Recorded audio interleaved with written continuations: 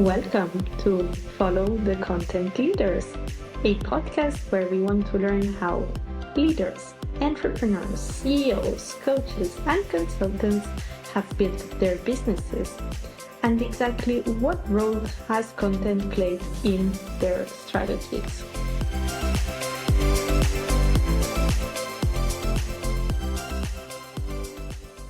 Good morning, everyone, and welcome back to a new episode of Follow the Content Leaders. We are today here with Marina Krivonossova. I hope I said that properly. Marina Krivonossova. Marina Krivonossova. Whoa, that's really hard for me. I apologize for that. But welcome, Marina. How are you today? Thank you. I'm good. Happy to be here today. Yeah, thank you for joining us. Marina is the founder of Retold. That's a B2B content marketing agency that helps businesses grow and reach their target audience through effective content strategies. So tell us a bit about yourself, Marina. How long have you been working with Retold, and what did you do before that? Absolutely. So my marketing journey kind of started unexpectedly because my whole life I thought I'd go down the path of maybe computer science or economics or even politics. I ended up getting my master's degree in political science, which was, again, Wow. completely unrelated. But I'd been working in marketing for as long as I can remember. I just grew up in an environment where I was told, yeah, this is something you should do on the side, but it'll never be a real career because my family was very STEM oriented. So anything creative, anything with writing, anything with talking, they were like, no, that's not real. That's not a real career. So I just did it on the side for as long as I could remember. And when I came to the Netherlands and I was looking to, establish myself, I realized that political science might be tough because I don't speak Dutch. I don't have an EU passport. So marketing just made sense. And I've been working in marketing now for a total of over 8 years, all things kind of combined, everything from web copy to social media management, to even website design and everything in the digital marketing sphere that you can think of. But I realized when I was head of marketing at a B2B SaaS company that something was missing. And I was like, what is it? I don't know what it is. I like the people, I like the work I do, but I want to do something more. And after some conversations with the people around me and after a fair bit of introspection that happened very quickly, I decided to launch my own company. So that was at the end of 2023. In Q4, my company was live and operating. I got my first client in December. And Congrats. Thank you. I've been doing B2B content marketing for Retold ever since. Nice. And just because you've said that you've been in all areas of marketing, right? And that you've been doing this for so long, that which would you say are the areas that you enjoyed the most, maybe from a creative part too? And yeah, which things did you enjoy the most? I really enjoy, I'd say if I had to pick like a top three, well, obviously content marketing, because that's kind of where I found my business home.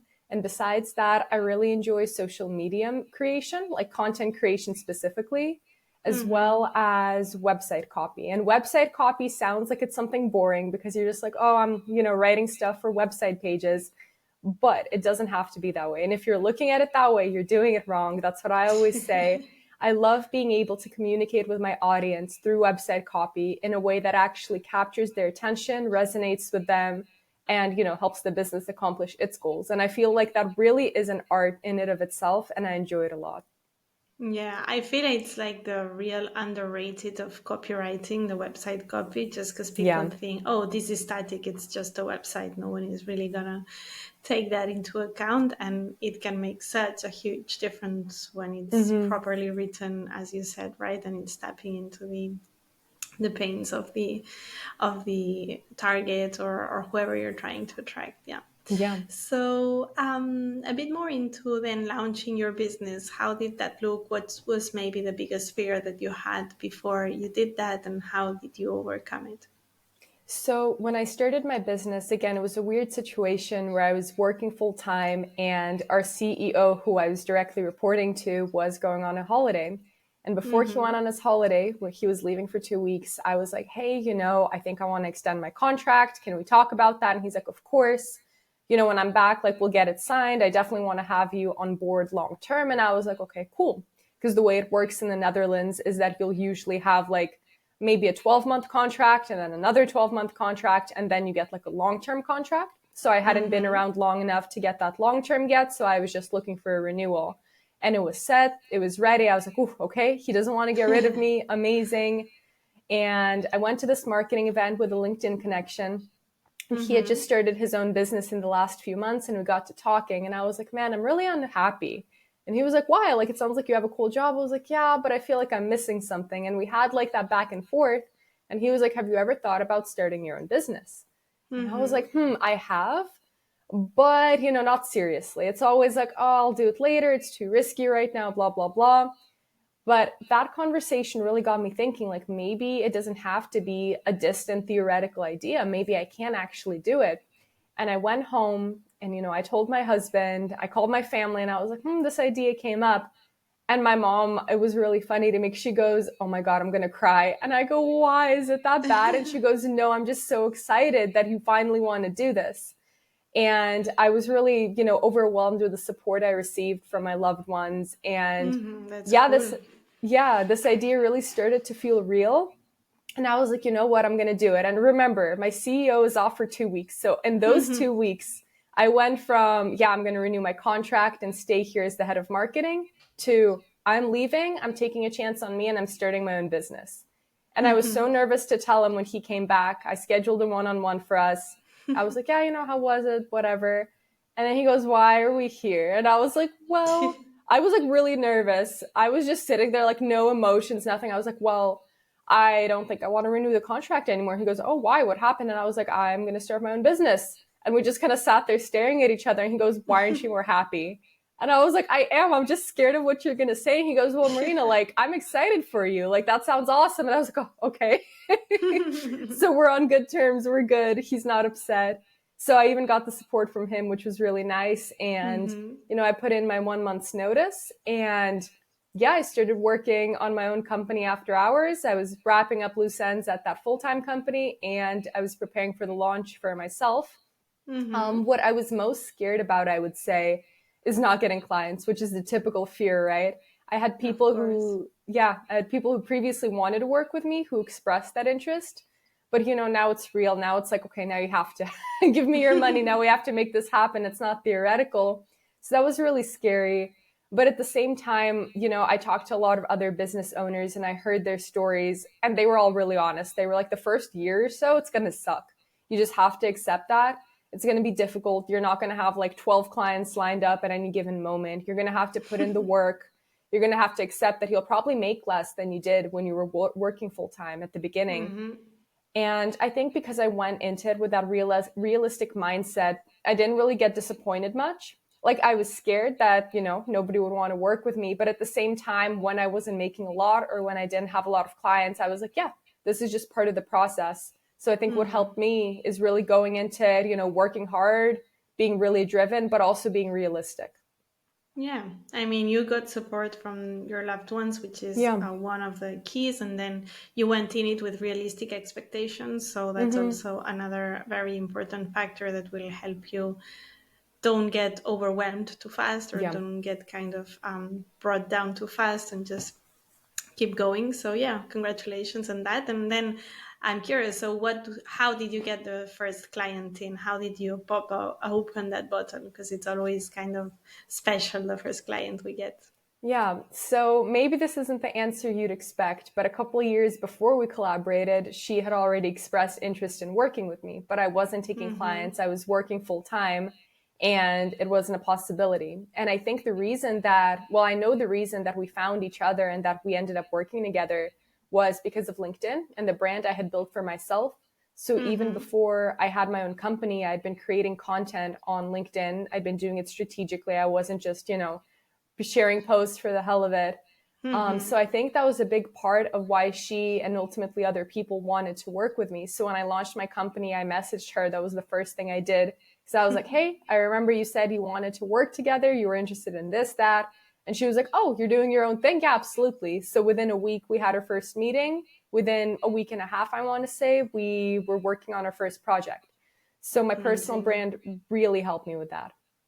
Yeah, the power of having built something while you are still not launching, right? Which is Yeah. something that many people don't do. I personally didn't do that, and it's one of my biggest regrets because then, of course, I was starting from zero in terms of clients and also of knowledge of the platform and of a Hmm. kind of personal brand. So definitely very important. And what would then, when did you start creating that personal brand that allowed you to already have these opportunities lined up when you decided to go solo? So I want to say I launched in 2023, so about 2 years before that in 2021, I had started creating content, but not always strategically, not strategic from the start at least, and not Mm-hmm. super consistent, but I had already started building that audience. So from then on out, I experimented a lot. I saw what worked, what didn't work. So for 2 years, it was just, seeing what works, seeing what happens. And I still experiment, and I'm still not a LinkedIn genius by any means. But at the same time, I think that all that time I spent on experimenting and just not being shy about trying new things, it really helped me develop myself on the platform.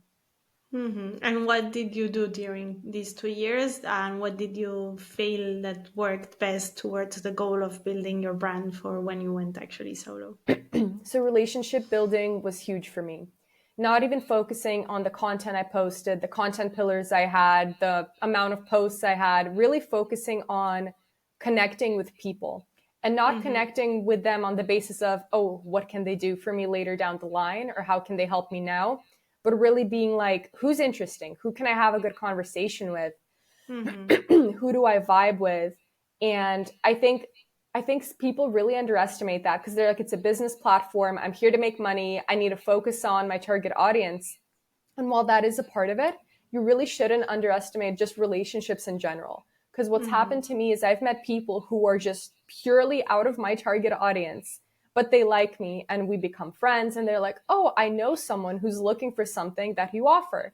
So they refer me to the right people. So I think what Mm-hmm. people don't do right is that they focus exclusively on like their narrow target audience. And they forget that, well, you can connect with anyone and you can just build that relationship with anyone and you never know where it'll go. And again, So true. don't even focus on it from just the business perspective. Maybe you'll get a great friend of it. Maybe you'll Mm-hmm. get, some kind of relationship that turns into a business relationship or a friendship down the line.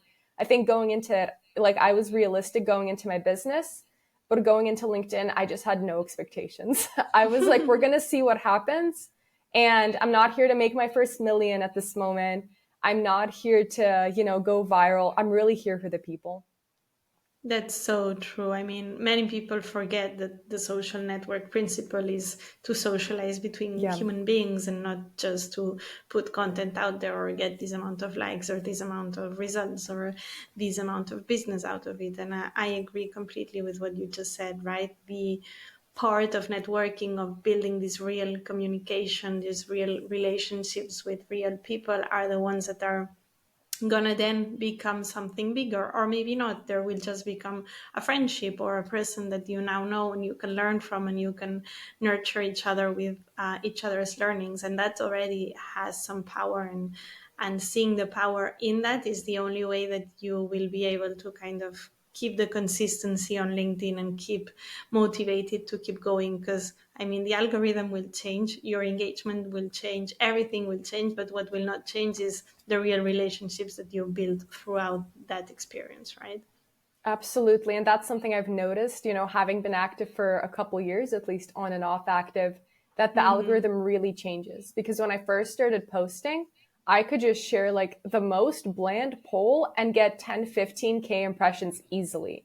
And Mm-hmm. now not all my posts even get to 2K impressions. And that's not to say that I'm not putting in the effort, that I don't, I didn't niche down with my target audience. I'm still getting great engagement, but the impressions are down because the algorithm does change so much. But as I Mm-hmm. said, what doesn't change is the fact that the people interested in my content still find it. So I'm still Mm-hmm. getting really good engagement. I'm still getting messages in my DMs, and the impressions, they go up and down, and that's fine. But I've nurtured that network, and that's where the results come from. Absolutely, yes. And the algorithm does change, and especially in this, I think maybe past 2 to 4 years, it's where it has changed completely and more people have become active. So it's completely normal to kind of see these down in impressions. But yeah, so I'm a bit curious now to understand your system of creating content. And I guess that you create your own content and you have now for a long while. So what is the part of the content creation process that you enjoy the most? So, what I enjoy the most is, and this doesn't even feel like it's part of the content creation process, but it is. And it's coming up with ideas in the most unexpected situations. I have this like little list on my notes on my phone. And when I think of a random idea or when I have an experience that I think is worth sharing, I just jot that down.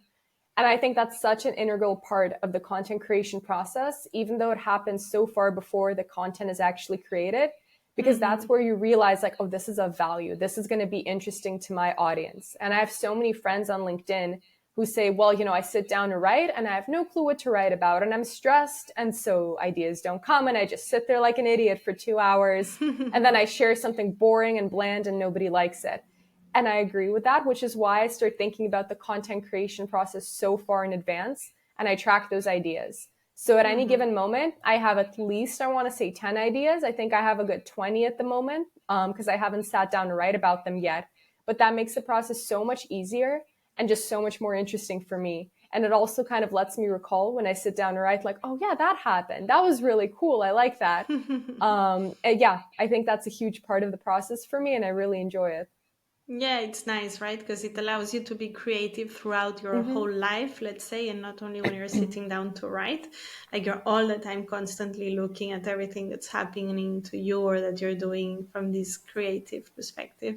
And then it's only natural to ask, what is the most random idea that you've had in one of these situations? Oh my gosh. My issue with this is I don't want to become one of those people, I'm sure you've seen them on LinkedIn who are like, I got attacked by a shark and here are the 5 lessons I've Yes. learned. Like, that's my biggest fear. I'm like, I don't want to become one of those people on Reddit's like LinkedIn lunatics. So I would say that my most random ideas are often associated with travel. So when I was in Portugal, for instance, earlier this year, I wasn't feeling great. I had some health issues I was dealing with, and I really wanted to catch the metro. And I was like, if I want to catch the metro, I have to run. But if I run, then I'm going to make myself feel even worse. And when I'm on the metro and after I get off the metro, I'm going to feel like trash. And in that moment, I was like, we focus on saving time when our biggest commodity is actually our health. And time is not renewable, but health isn't always renewable either. And I was like, wow, that's a LinkedIn post right there. And I was like, no, but I don't want to become one of those people. But it was just funny to me because I was like, wow, that's a really solid lesson right there. And I don't even remember if I ended up sharing that post, but just having that thought, even for myself, I was like, wow, nice. And I didn't run to catch the metro. I caught the next one and I felt great. And that's what mattered. Good. Yeah, I have that exact same fear too. So I also have like an ideas bank where I write all of them down. And then when I sit down to write, I kind of distinguish, okay, this was me being going too far away with my Yeah. connection of ideas. And this, okay, yes, we can kind of reuse it, but Mm-hmm. it's a fear that I share with you too. Yeah. So as I said, you are creating everything yourself. And I am curious to know if you were ever to hire someone to write your own content or to help you with writing content for your business or yourself, what would be maybe the number one quality that you'd look for that person to have? I would look at their portfolio of ghostwritten content because if I was hiring Mm-hmm. someone, I need a ghostwriter. And I would see how well they adapt to other people's voices because that's an Mm-hmm. issue that I notice with a lot of people who position themselves as ghostwriters, that they think, oh, I can create the content for myself, so I can do it for anyone. But that is so not the case. Mm-hmm. And you often don't realize it until you're in that situation where you're creating content for someone else. You don't realize that, oh wow, it's tough to really nail someone else's voice and their style of writing and the little things that make them them.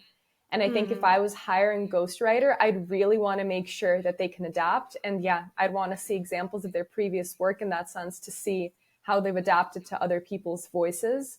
But ultimately, I don't think I'd hire a ghostwriter because Mm-hmm. I feel like I still do it best at this point. And I mean, if you enjoy it and it's part of your pleasure within the business. Yeah, You should keep it for yourself. But as we have a lot of people in the audience who are ghostwriters or content creators, it's always nice to know which are the skills that they should be focusing on delivering, right?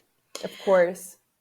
Yeah, and then I'm curious to just one last question in terms of content. Which are the types of content or the formats of content that you enjoy producing the most? Is it just writing texts? Is it also making visuals? What are your best performing posts and which ones you enjoy the most to perform? So I'm definitely a writer. Everything with written content is my jam. I mean, I can design on Canva, which I know the designers in the audience are like, no, you're not a real designer. And I'm not. But I can design visuals on Canva if need be. But I'm definitely a writer and I love producing written content. But in terms of my best performing posts, it's usually written content with a visual. And I'm not talking about a selfie, I'm talking about a relevant visual. So usually like an infographic or a carousel, something that people can, also look at and just go through and kind of look at on a simpler level, I would say, than just reading a paragraph, but something that visualizes the information being presented. Those are usually my best performing posts. Interesting. Yeah, I think that's quite extended. That whenever you add a visual, it just performs best.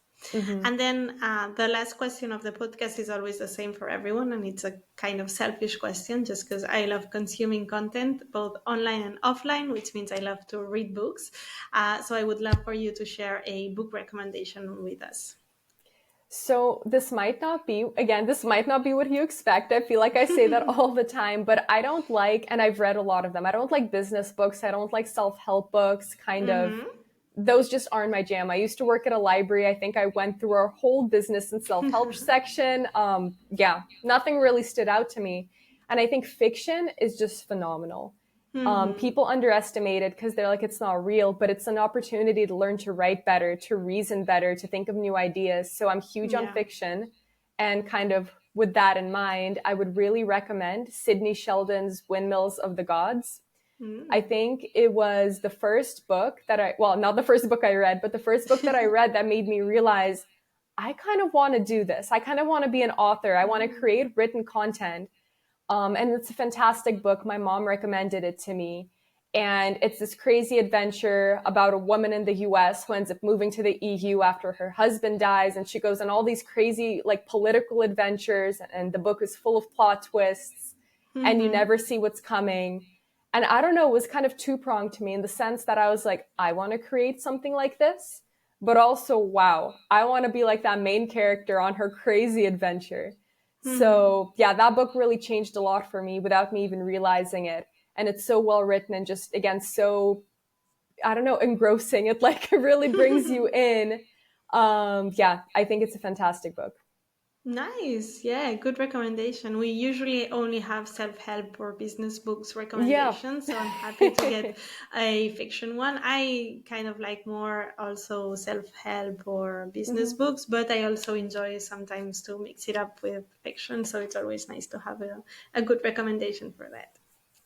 So Yeah, for thank you sure. so much, Marina, and I hope you go to have a lovely day today. Thank you so much. I appreciate being here. Thank you.